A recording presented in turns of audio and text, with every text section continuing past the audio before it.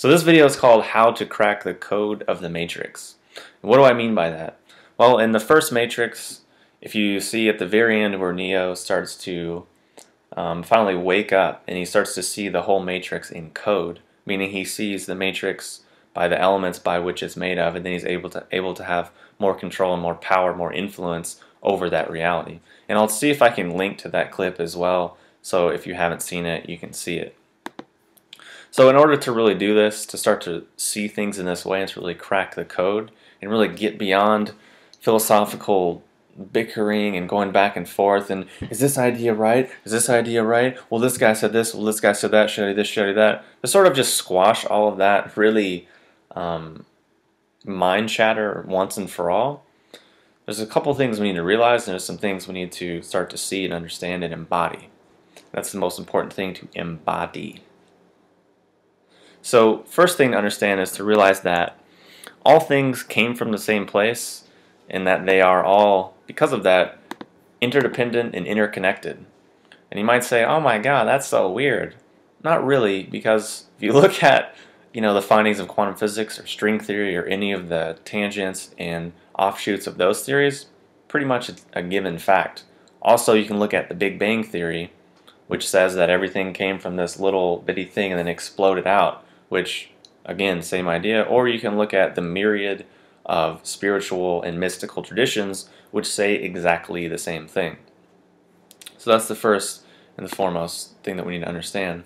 Second is to realize that life is a process of constant movement and transformation, meaning things are always moving. There's no static moment. There's nothing static in reality. It's just always a constant process of change, evolution, growth, transformation, growth, decay, life, death, etc. And again, many modern scientific findings support this, as do many ancient mystical and spiritual traditions. So now what we're going to do is really look at the simplest and most direct framework to understand how all of this works, so we can start to see reality for the code that it is. And again, to be like Neo and sort of wake up. So the first thing that we need to understand, building upon the other 2 points we made, is the idea of polarity, or yin and yang. And this is almost so obvious that we just take it for granted. But within everything there's polarity.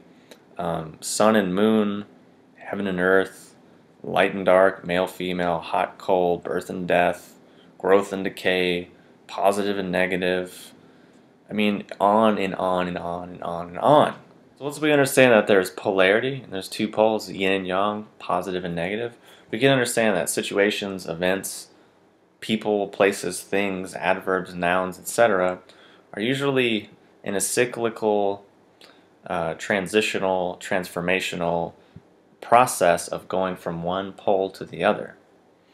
And from that framework, we can then start to understand situations, people, places, things from the perspective of yin and yang. Say, which balance is it in? Which part of the process is it in? Is it in growth? Is it in expansion? Where is it on this sort of spectrum of polarity? And then out of that polarity, out of the yin yang, out of the poles, we then are able to see the 5 elements. Which, if we're using the Chinese 5 elements, we would have water, wood, metal, fire, and earth.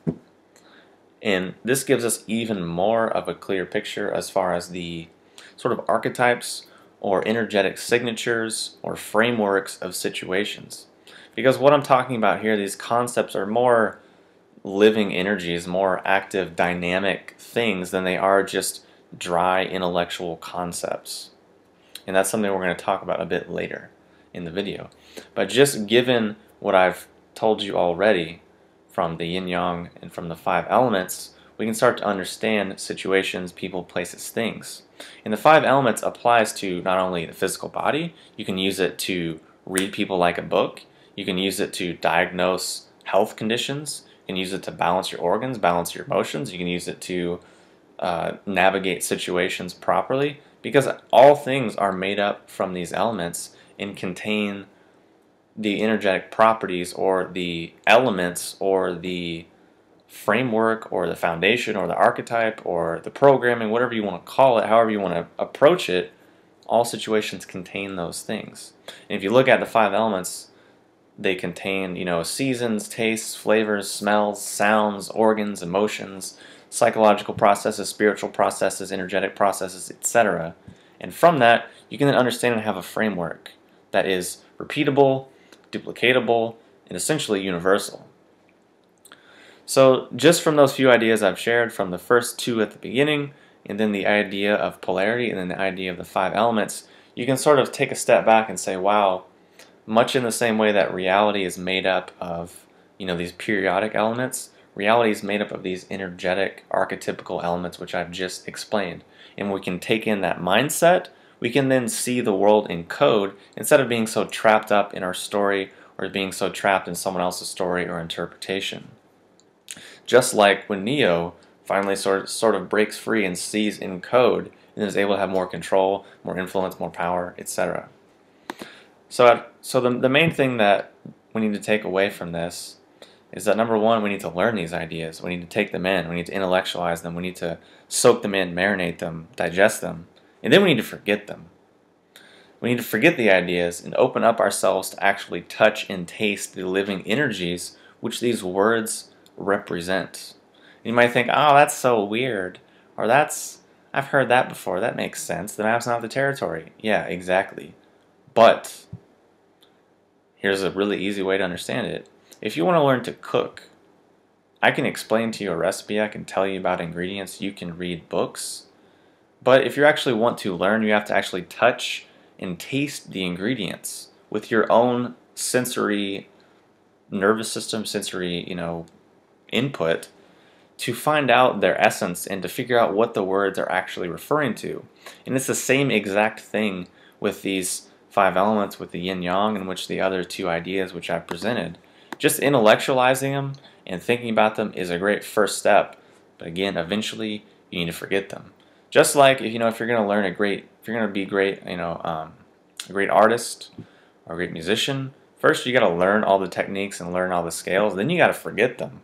Because all of that really can just get in the way of your creativity. Because if you're too busy thinking, oh, this is this and this is that and this plus this equals that and this and that, you're missing the moment, you're blocking creativity, you're not in your heart, you're not embodied, you're not in the flow. So that's the main point here, is embodiment. To not just talk about these ideas, not just think about them, but actually embody them. To be them, to digest them so they become a part of you and operate within you without you thinking about them.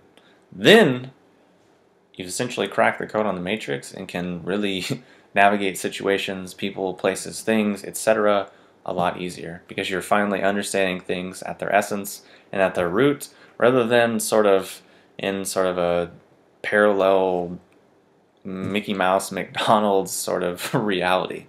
So hopefully that's been helpful, and I've done a good job clarifying these somewhat nebulous ideas.